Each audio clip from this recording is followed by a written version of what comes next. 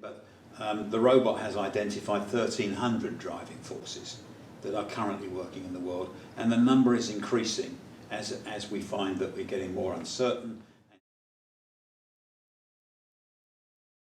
and new developments in technology and geopolitical issues are coming along. So things like the big mega trends would be things like climate change, people moving to cities, migrating to cities, potential geopolitical conflict, driverless cars, Internet of Things, and so on. Athena thinks these are the top trends. Artificial intelligence, we're into that.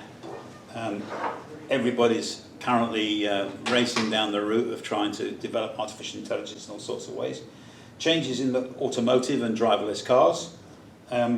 Changes in children and what children expect, and the lack of children in the West, and the growth of large numbers of children in Africa, etc. So population demographics behind that. Yeah.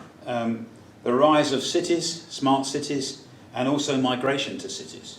So cities are a really big change driver. I've mentioned climate before. Climate change is one of those that will affect not just us but future generations.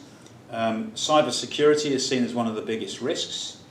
Energy, changes in energy from old energy to renewable energy. She mentions flight, and by that she's really talking about not just huge growth in the number of tourist flights, but space flight as well. She mentions the Internet of Things, everything having a connection to everything else, and just one little piece of information on that: cars will be very much at the centre of the Internet of Things. There'll be mobile computers.